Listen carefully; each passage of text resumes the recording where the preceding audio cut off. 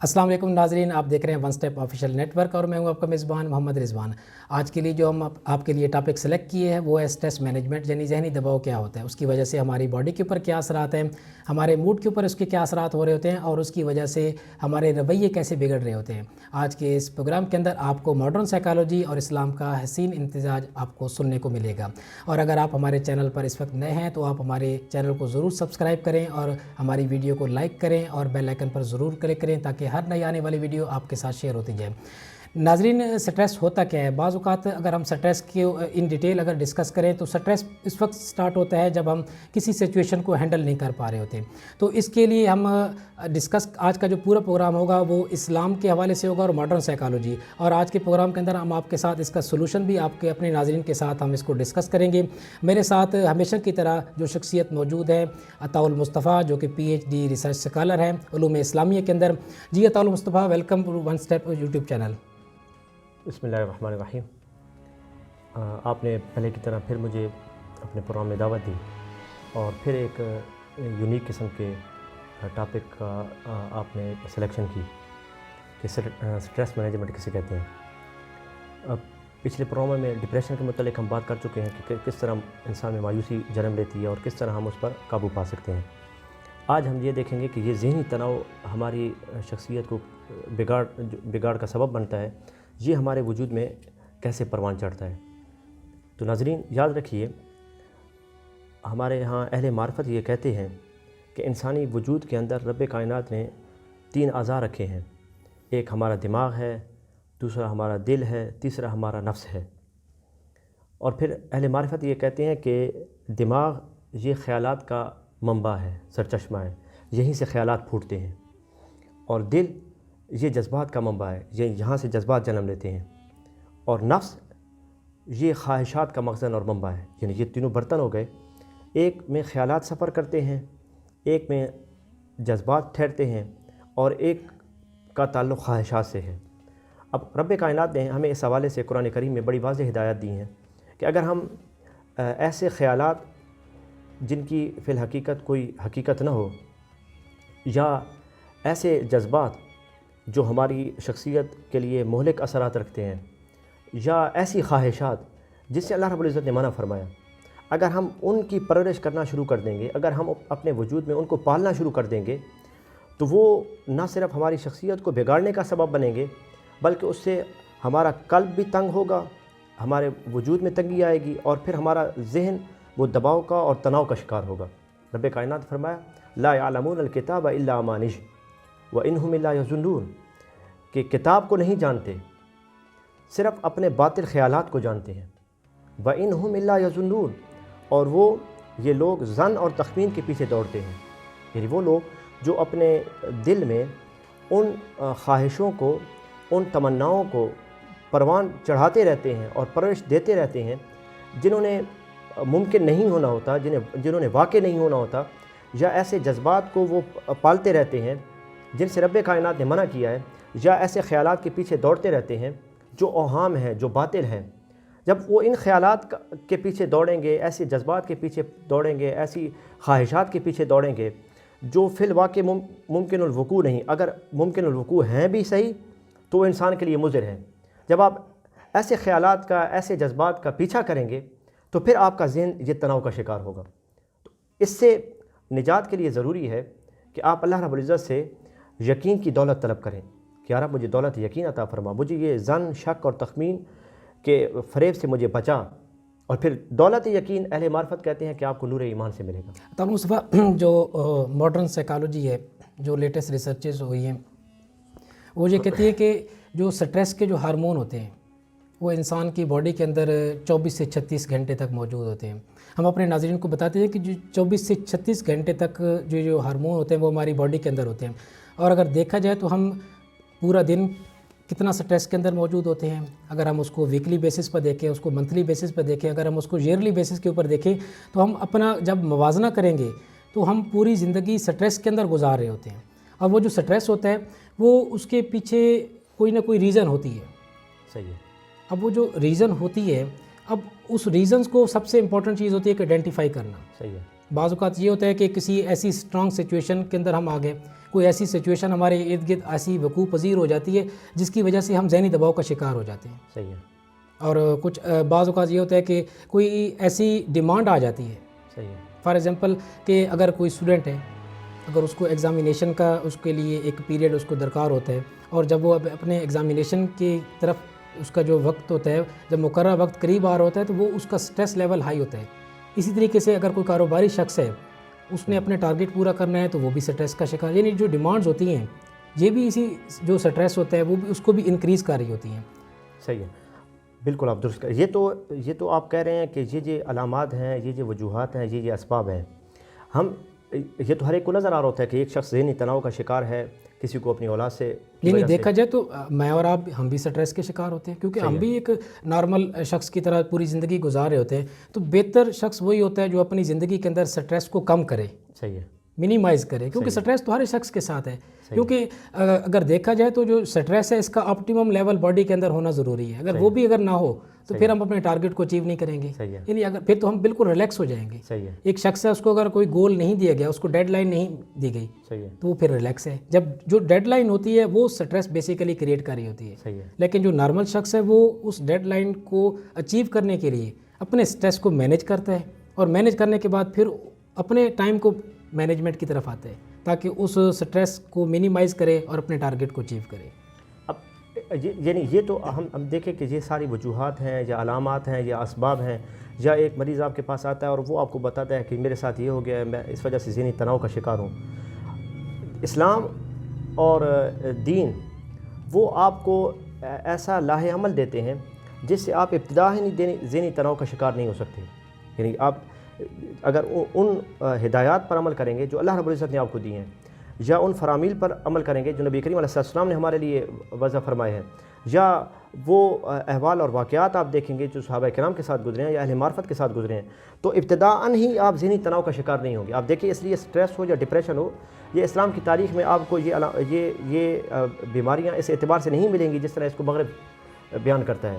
ان کے ہاں تو پورا کتابیں پڑھائی جاتی ہیں اس پر. ہمارے ہاں اس طرح نہیں ہے کہ مایوسی پر کتابیں پڑھائی جائیں، یا کوئی شخص اگر ذہنی تناؤ کا شکار ہے تو اس کو کتابیں پڑھائی جائیں، اس کی کاؤنسلنگ کی جائے. ایسا نہیں ہے. کیوں کہ ہم جن ہدایات کی بات کرتے ہیں وہ ابتداءً ہی آپ کو ذہنی تناؤ سے بچا لیتا ہے. اب دیکھیے، ایک شخص تناؤ کا شکار اس لیے ہوتا ہے بسا اوقات کہ اس کے وجود میں مستقبل کے خوف کی حس پائی جاتی ہے. مستقبل کا ایک خوف اس کے وجود کے اندر پایا جاتا ہے کہ یعنی اگر یہ پورا نہ ہوا تو شاید میں زندہ نہیں رہوں گا، میرے معاملات رک جائیں گے، اور میرا مال ضائع ہو جائے گا، میرا کاروبار برباد ہو جائے گا. یعنی مستقبل کا آپ کو خوف، یہ دنیا کے اعتبار سے آپ کو یہ خوف لگا رہتا ہے. اہل معرفت آپ کو کہتے ہیں کہ جب آپ اس مستقبل کے خوف کو جب آپ اس انداز سے دیکھیں گے کہ دیکھیے یہ تو ایک کوتا قد قسم کا خوف ہے. مستقبل کے خوف کی اب بات کریں تو مستقبل کے جو خوف ہوتا ہے، فیوچر کا جو فیئر ہے، وہ تو انگزائٹی کی طرف پھر چلا جاتا ہے. صحیح ہے. یعنی آپ کو تشویش ہوتی ہے کہ مستقبل کے میں کیا ہوگا. صحیح ہے. یعنی سٹریس جو آج ہم ڈسکس کر رہے ہیں وہ ہے کہ جو موجودہ سچویشن ہے وہ ہمارے سامنے ایک ٹارگیٹ گول ہے، ہم نے اس کو اچیو کرنا ہے، ہم نے کسی مقام پہ پہنچنا ہے. اس کی مثال اگر اب یہ لے لیں کہ اگر آپ گھر سے روانہ ہوئے اس اسٹوڈیو تک آنے تک، ہم نے عوام کے لیے ہم نے ایک انفارمیشن دینے کے لیے ہم نے ایک پروگرام ریکارڈ کرنا ہے.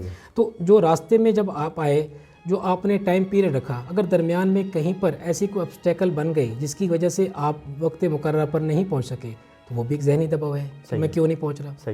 آپ کہیں سفر پہ جا رہے ہیں، راستے میں اگر آپ کو گاڑی خراب ہو گئی ہے، یہ بھی ایک ذہنی دباؤ کا شکار انسان ہو جاتا ہے. اب جو بہتر تو یہ انسان وہ ہوتا ہے جو اپنے سٹریس کو اس وقت مینیج کرے. صحیح ہے. دیکھیں ہم یہی بات کر رہے ہیں کہ آپ مستقبل کے اعتبار سے خوف کا شکار ہو جاتے ہیں.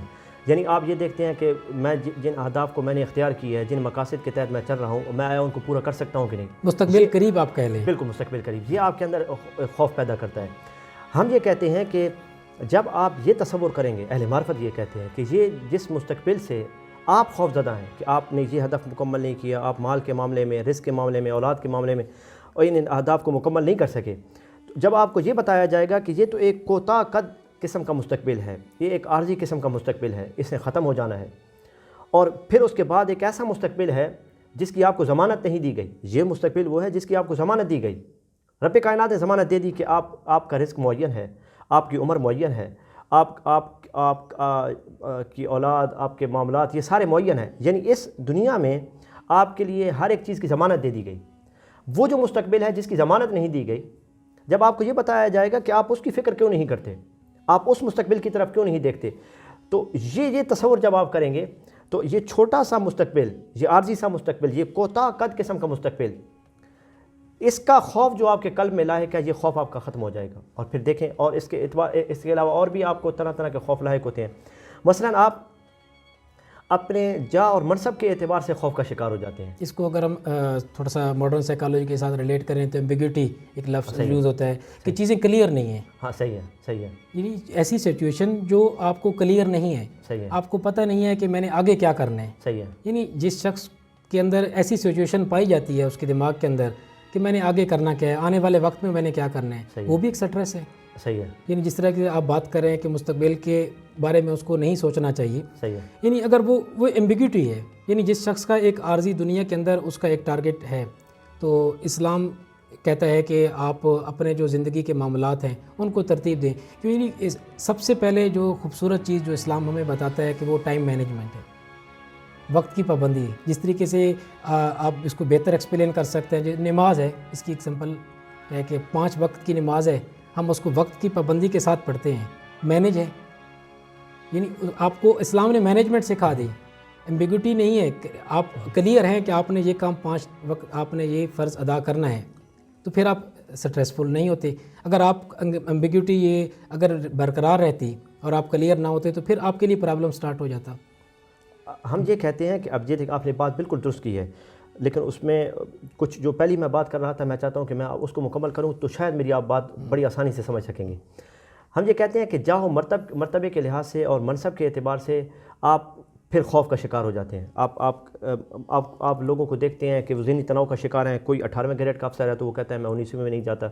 کوئی FSC کر چکا ہے تو وہ سمجھتا ہے کہ میرا یونیورسٹی میں داخلہ نہیں ہوا ہے. یعنی اس طرح کی چھوٹی چھوٹی الجھنیں آپ کو ذہنی تناؤ کا شکار کرتی ہیں.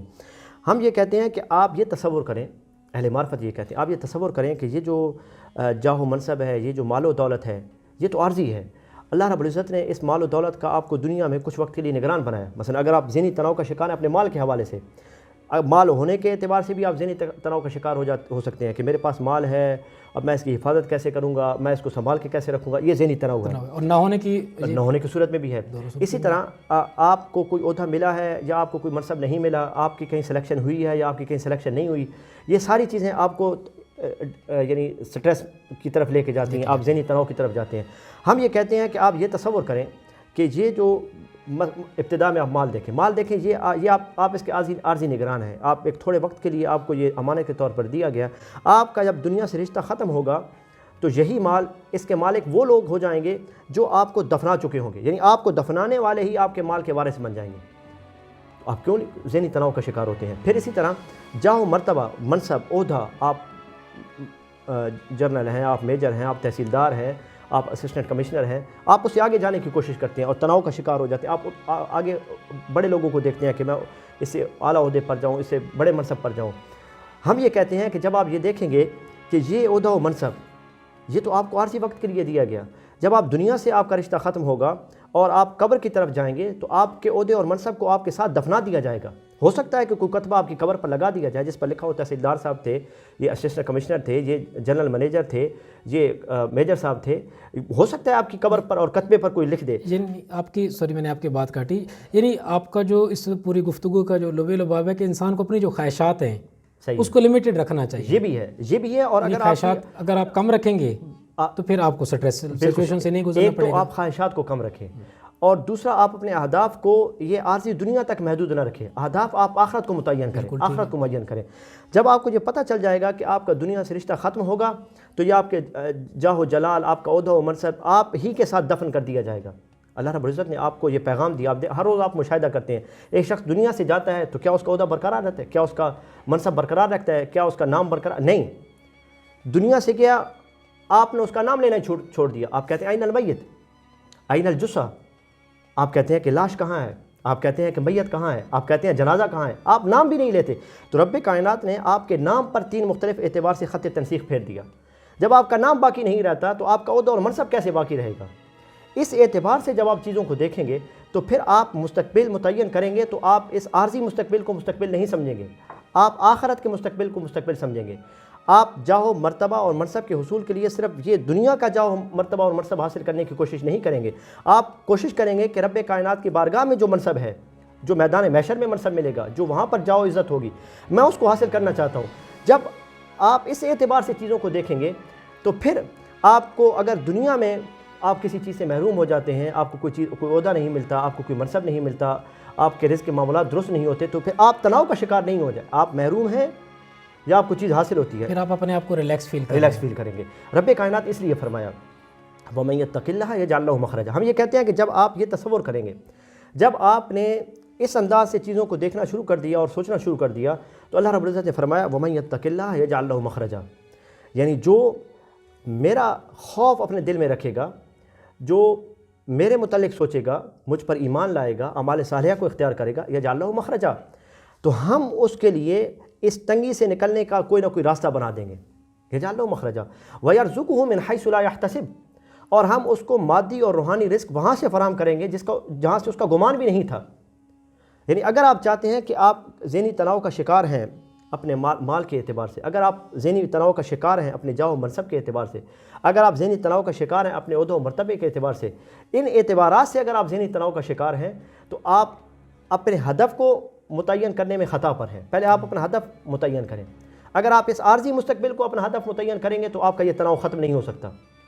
کچھ کونسلنگ کے بعد آپ یعنی انسان کا جو ہدف ہونا چاہیے وہ آخرت کے حوالے سے ہونا چاہیے۔ جب آخرت کا اگر آپ کا ہدف ہوگا تو پھر آپ اپنے آپ کو ریلیکس فیل کریں گے۔ بالکل۔ جی ناظرین، آپ سن رہے تھے گفتگو عطا المصطفیٰ کی، جو کہ آپ کو زندگی کے ہدف کے بارے میں بتا رہے تھے، اور ماڈرن سائیکالوجی بھی یہی کہتی ہے کہ آپ اپنی زندگی کے گول کو سیٹ کریں، جو آپ کی زندگی کے لانگ ٹرم گول ہیں، جو شارٹ ٹرم گول ہیں۔ اگر آپ کی زندگی کے گول سیٹ ہیں، اگر آپ کی زندگی کے اندر ٹائم مینجمنٹ ہے تو پھر آپ کی زندگی میں سٹریس کم سے کم ہوگا، اور آپ کی زندگی مینج نہیں ہے، کوئی بھی چیز ناظرین دیکھ لیں کہ اگر مینج نہیں ہوتی تو اس میں زندگی کے اندر سٹریس آنا شروع ہو جاتا ہے۔ تو کوشش کریں کہ اپنی زندگی کو آپ مینج کریں اور اپنی زندگی کے اندر سٹریسز کو کم سے کم لے کر آئیں۔ اور اگر ہم اپنے ناظرین سے شیئر کرتے جائیں کہ اس سٹریس کی وجہ سے ہماری باڈی کے اوپر کیا اثرات ہوتے ہیں اور اس کی وجہ سے ہم اپنی زندگی کس طریقے سے سفر کر رہے ہوتے ہیں، تو سب سے جو امپورٹنٹ جو فیکٹر آ رہا ہوتا ہے، جب بہت زیادہ ہم اپنے آپ کو سٹریسفل فیل کرتے ہیں تو ہمارے سر کے اندر پین شروع ہو جاتے ہیں، یعنی سر کا درد سٹارٹ ہو جاتا ہے۔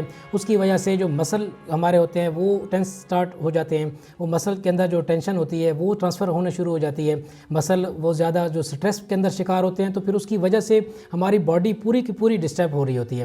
چیسٹ میں پین ہونا یہ بھی اکثر سٹریس کی علامات کے اندر دیکھا گیا ہے۔ اکثر کلائنٹ جو آتے ہیں وہ ان کمپلینٹس کے ساتھ آتے ہیں کہ زیادہ وقت ان کا جو گزرتا ہے دن کے اوقات یا رات کے وقت، تو وہ سر کے اندر زیادہ ان کی پین ہوتی ہے، سر درد کا شکار زیادہ ہوتے ہیں، اور ان کے مسل کے اندر پین سٹارٹ ہوتی ہے، اور اس کی چیسٹ کے جو اندر پین ہوتی ہے وہ ان کے سمٹمز آنے سٹارٹ ہو جاتے ہیں۔ ہائی بلڈ پریشر بھی سٹریس کی ایک ریزن کے اندر شامل ہوتا ہے۔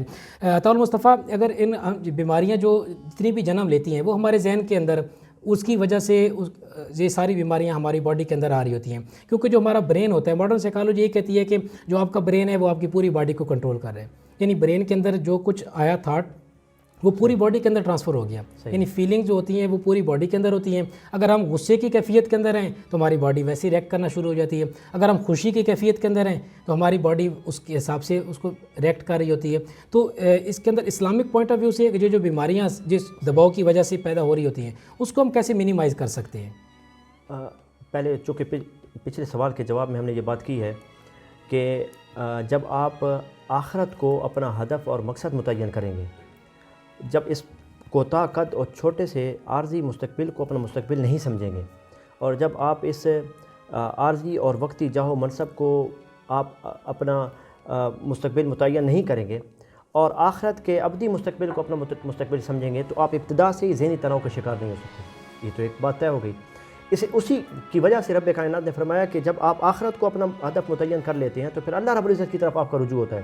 وَمَن يَتَّقِ اللَّهَ يَجْعَل لَّهُ مَخْرَجًا، اللہ رب العزت کی طرف جس کا رجوع ہوتا ہے، يَجْعَل لَّهُ مَخْرَجًا، وہ جتنا بھی کسی تناؤ کا شکار ہو، اس کا قلب کسی تنگی کا شکار ہو، رب کائنات اس کے لیے راستہ بنا دیتا ہے۔ وَيَرْزُقُهُ مِنْ حَيْثُ لَا يَحْتَسِبُ، اور جس چیز کا وہ طلبگار ہے رب کائنات اس کو وہ وہاں سے عطا کرتا ہے جہاں سے اس کو گمان نہیں تھا۔ یہ آیت ہم نے پہلے پڑھی۔ اب آپ یہ کہہ رہے ہیں کہ ایک شخص بلڈ پریشر کا شکار ہو جاتا ہے، وہ اعصابی تناؤ کا شکار ہو جاتا ہے، اس کا وجود بوجھل ہو جاتا ہے۔ ہم یہ کہتے ہیں ایک تو ہو گیا کہ آپ کا جو ہدف ہے وہ آخرت ہونا چاہیے، یہ عارضی مستقبل نہیں ہونا چاہیے، وہ مستقبل ہونا چاہیے جو ابدی ہے، جو ابد الآباد تک رہنا ہے، وہ مستقبل ہونا چاہیے۔ دوسرا ہم یہ کہتے ہیں کہ آپ یہ جو تناؤ کا شکار ہوتے ہیں اس وجہ سے ہوتے ہیں، اگر آپ کے پاس مال ہے، آپ کے پاس اولاد ہے، آپ کے پاس جاہ و منصب ہے، تو آپ تناؤ کا شکار ہو جاتے ہیں کہ آپ کے لوگ آپ کی بات ماننا چھوڑ دیتے ہیں۔ مثلا آپ کی اولاد آپ کی نافرمانی کرنا شروع کر دیتی ہے، آپ کے جو ماتحت ہیں، آپ کے ساتھ کام کرنے والے ہیں، وہ آپ کی بات سننا چھوڑ دیتے ہیں، لوگوں سے آپ مایوس ہونا شروع ہو جاتے ہیں، اور اس وجہ سے آپ تناؤ کا شکار ہوتے ہیں کہ لوگ کیوں نہیں میری بات سن رہے، لوگ کیوں نہیں میری بات مان رہے۔ تو اس حوالے سے اہل معرفت یہ کہتے ہیں کہ اس تناؤ سے بچنے کے لیے ضروری ہے کہ آپ اللہ رب العزت کی نافرمانی سے بچیں۔ اہل معرفت کہتے ہیں کہ جب بھی ہم اللہ رب العزت کی نافرمانی کرتے ہیں تو ہم نے یہ دیکھا ہے کہ لوگ ہماری اطاعت چھوڑ دیتے ہیں، یعنی جو ہمارے ماتحت تھے انہوں نے ہماری اطاعت کرنا چھوڑ دی۔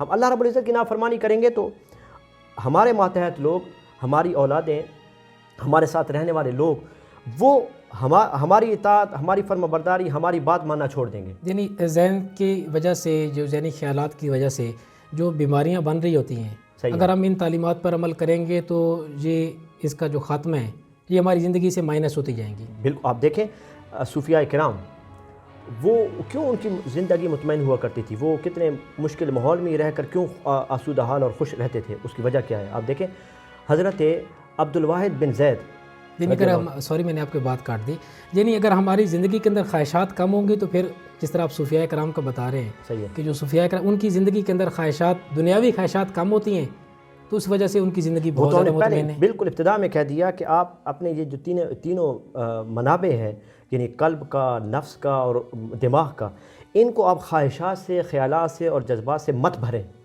اگر آپ بھریں گے تو تناؤ کا شکار ہو جائیں گے۔ پھر ہم کہہ رہے ہیں کہ آپ اللہ رب العزت کے ساتھ اپنے معاملات کو درست کر لیں۔ جب رب کائنات کے ساتھ اپنے معاملات کو آپ درست کر لیں گے تو دنیاوی لوگوں کے ساتھ اور جہاں جہاں آپ کے معاملات بگڑے ہوئے ہیں، رب کائنات وہ اپنی رحمت سے آپ کے معاملات درست فرما دے گا۔ حضرت عبد الواحد بن زید رضی اللہ تعالیٰ عنہ وہ فرماتے ہیں کہ میں حضرت میمونہ سودا رضی اللہ تعالیٰ عنہ ان کو ملنے کے لیے گیا۔ اس کو صاحب روض الریاحین نے لکھا، امام یافعی نے۔ میں ملنے کے لیے گیا تو میں نے دیکھا کہ وہ ایک جنگل میں بیٹھی ہیں، لوگوں نے مجھے بتایا کہ وہ جنگل میں ہوتی ہیں اور بھیڑ بکریاں جو ان کا ریوڑ ہے وہیں پہ وہ چراتی ہیں۔ میں جنگل میں پہنچا تو میں نے دیکھا کہ وہ نماز پڑھ رہی ہیں، اور انہوں نے اونی جبہ پہنا ہوا ہے جس پر لکھا ہوا ہے کہ نہ یہ بیچی جا سکتی ہے اور نہ یہ خریدی جا سکتی ہے۔ آپ کہتے ہیں میں نے دیکھا کہ ان کی جو بکریاں ہیں وہ بھیڑیوں کے ساتھ ایک ہی چراگاہ میں چر رہی ہیں، یعنی بکریاں بھی ساتھ کھڑی ہیں اور بھیڑیے بھی ساتھ کھڑے ہیں۔ حضرت میمونہ سودا نے جب سلام پھیرا تو عبد الواحد بن زید کہتے ہیں میں بڑا حیران ہوا کہ یہ کیا ہو گیا، میں نے آج تک نہیں دیکھا کہ بھیڑیے اور بکریاں ایک جگہ پر کھڑی ہوں، نہ بکریاں بھیڑیوں سے خوف زدہ ہوں کہ وہ ان کو چیر پھاڑ جائیں گے، اور نہ بھیڑیے بکریوں پر حملہ آور ہو رہے ہیں۔ تو وہ کہتے ہیں میں نے یہی بات حضرت میمونہ سے پوچھ لی کہ یہ کیا، یہ میں عجیب دیکھ رہا ہوں کہ یہ ان کے درمیان کب سے صلح ہو گئی، یعنی بھیڑیوں اور بکریوں کے درمیان۔ تو وہ فرماتی ہیں حضرت عبد الواحد، وہ فرماتے ہیں کہ مجھے حضرت میمونہ نے کہا کہ میں نے اللہ رب العزت سے صلح کر لی، رب کائنات سے میں نے معاملات کو درست کر لیا، اللہ رب العزت نے بھیڑیوں اور بکریوں میں صلح کرا دی۔ یعنی جب آپ کے معاملات اللہ رب العزت سے درست ہوں گے، صحیح ہوں گے، تو اللہ رب العزت اپنی رحمت سے لوگوں کے ساتھ آپ کے معاملات کو درست کر دے گا، اور اس طرح آپ ذہنی تناؤ کا شکار نہیں ہوں گے۔ حضرت ابراہیم بن ادم فرماتے ہیں کہ میں نے ایک چرواہے کو دیکھا، بکریاں چرا، اب دیکھیں وہ لوگ اتنے آسودہ حال، خوشحال، اور کیوں ان تناؤ سے اور اس طرح کی تنگیوں سے آزاد ہوتے تھے۔ اگر ہم ان کی زندگیاں اولیاء کرام کی دیکھیں، انبیاء کرام کی زندگیاں دیکھیں، جب ہم ان کی پوری زندگی کو جب ہم پڑھتے ہیں، دیکھتے ہیں، سننے کو بھی علماء کرام سے ملتا ہے کہ وہ انتہائی، ان کی جو زندگی ہوتی ہے وہ انتہائی سادگی کے ساتھ گزر رہی ہوتی تھی، صحیح ہے، اور کوئی ذہنی دباؤ کہیں پر بھی ایسا ہمیں وہاں پہ کہیں پہ بھی ہمارے نالج کے اندر، ہمارے سننے میں، ہمارے پڑھنے میں کہیں پر بھی ایسا نہیں آیا۔ ان کی زندگیوں کے اندر انتہائی سکون ہی سکون تھا۔ اس کی وجہ یہی تھی، اس کی وجہ یہی تھی کہ وہ یہ کہتے ہیں کہ اگر ہم اللہ رب العزت کے ساتھ اپنے معاملات کو درست رکھیں گے تو رب کائنات اپنی رحمت سے مخلوق کے ساتھ ہمارے معاملات کو بہتر فرما دے گا۔ حضرت ابراہیم بن ادم فرماتے ہیں میں نے ایک چرواہے کو دیکھا، بکریاں چرا رہا تھا، میں حیران ہوا کہ اس کے قریب جب میں گیا تو میں نے اس سے جا کر پوچھا کہ مجھے پانی کی حاجت ہے، یہاں مجھے صحرا میں پانی نہیں ملتا۔ اس نے مجھے کہا کہ آپ پانی کے طلبگار ہیں یا دودھ کے طلبگار ہیں؟ تو میں نے کہا میں تو پانی کا طلبگار ہوں۔ تو فرماتے ہیں کہ ابراہیم ابن ادم فرماتے ہیں کہ اس چرواہے نے اپنی جو لاٹھی تھی اس کے پاس، وہ اسے پتھر پر ماری اور وہ پتھر میں سے پانی جاری ہو گیا۔ اس نے کہا کہ پی لیجیے۔ تو تو میں حیران ہوا، میں نے کہا کہ تو ایک چرواہا ہے، بکریاں چراتا ہے، اور یہ پتھر سے پانی کیسے جاری ہو گیا؟ تو اس نے مجھے کہا کہ میں نے اللہ رب العزت کی اطاعت اختیار کر لی، اور رب کائنات کی اطاعت کرنے کی وجہ سے رب نے اپنی مخلوق کو میری اطاعت پر لگا دیا، یعنی میں نے اس کے فرمان پر عمل کیا، اس نے مخلوق کو ایسا بنا دیا کہ وہ میرے فرامین پہ عمل کرتی ہے۔ تو ہم یہ کہتے ہیں کہ اگر دو باتیں، یعنی اگر آپ تناؤ سے بچنا چاہتے ہیں، ایک کہ آپ اپنا مستقبل آخرت کو متعین کر لیں، ہدف کے طور پر، مقصد کے طور پر، آپ کی زندگی کبھی کسی تناؤ کا شکار نہیں ہو سکتی، ایک، اور دوسرا آپ اللہ رب العزت کی نافرمانی سے اپنے آپ کو بچائیں، رب کائنات کے ساتھ اپنے معاملات کو درست رکھیں۔ اگر اللہ رب العزت کے ساتھ آپ کے معاملات درست ہوں گے تو پھر رب کائنات آپ کو اپنی رحمت سے اس طرح کی بیماریوں سے نجات عطا فرما دے گا۔ یعنی اگر ہم اپنی زندگی کے جو مقصد ہے اس کو اگر ہم اللہ تعالیٰ کی ذات کے ساتھ جب اٹیچ کریں گے تو ہم ذہنی دباؤ سے اس کا اسی طرح جو شکار ہیں وہ ہماری زندگی سے ختم ہونا شروع ہو جائے گا۔ اور اگر دنیاوی چیزوں کے ساتھ جب ہمارا ذہن اس جو ٹارگٹ ہوگا، ہمارا ذہن اس کے ساتھ اٹیچ ہوگا تو پھر جو سٹریس ہے وہ ہماری زندگی کے اندر آتا جائے گا۔ ناظرین، آپ یہ جو گفتگو سن رہے ہیں one step official network سے، اور ہم آج جو ٹاپک ہم نے آپ کے لیے سلیکٹ کیا ہے وہ اسپیشلی ذہنی دباؤ کے حوالے سے ہے، جو مینٹل سٹریس ہوتا کیا ہے، اس کی وجہ سے ہماری باڈی کے اوپر کیا اثرات ہوتے ہیں اور ہمارے بیہیویئر کے اوپر کیا اثرات ہوتے ہیں، اور ہمارے جو اس کے جو موڈ کے اوپر کیا اثرات ہوتے ہیں، یہ ساری کی ساری چیزیں آپ کو آج کے اس پروگرام کے اندر سننے کو ملیں گی۔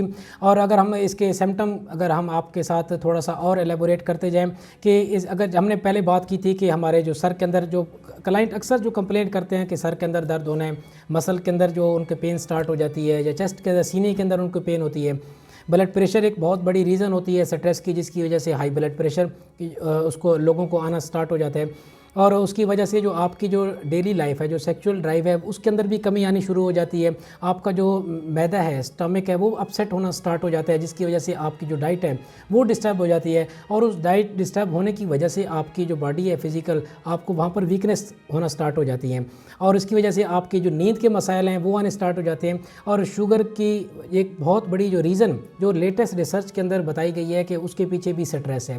تو آپ دیکھ لیں کہ یہ جو سٹریس ہے اس کی وجہ سے ہماری زندگی، اگر ہم اپنے ارد گرد ماحول کا جائزہ لیں، اپنے دوستوں کو دیکھیں، اپنے علاقے کے اندر دیکھیں، تو کتنے ایسے لوگ ہیں جن کو شوگر کا مرض لاحق ہے، اس کی وجہ سے ان کی زندگیاں ڈسٹرب ہیں، یا کتنے ایسے لوگ ہیں جو اس سٹریس کے ساتھ اپنی زندگی گزار رہے ہیں۔ جی ناظرین، آپ سن رہے تھے سٹریس کے حوالے سے یہ خوبصورت گفتگو عطا المصطفیٰ، جو کہ P H D research scholar ہیں، ہمارے ساتھ موجود ہیں، اور ان کی گفتگو کا اگر ہم کنکلوژن نکالیں تو وہ یہی بنتا ہے کہ آپ اپنی زندگی کے ہدف ہیں، جو اپنی زندگی کے جو لانگ ٹرم گول ہیں، ان کو اگر آپ بہتر طریقے سے ارینج کریں گے تو آپ کم سٹریسفل ہوں گے، اور اگر آپ کی زندگی کے گول ارینج نہیں ہیں، اگر آپ نے اپنی زندگی کے گول کو سیٹ نہیں کیا تو پھر آپ کی جو زندگی ہے وہ سٹریس کے اندر ہی رہے گی۔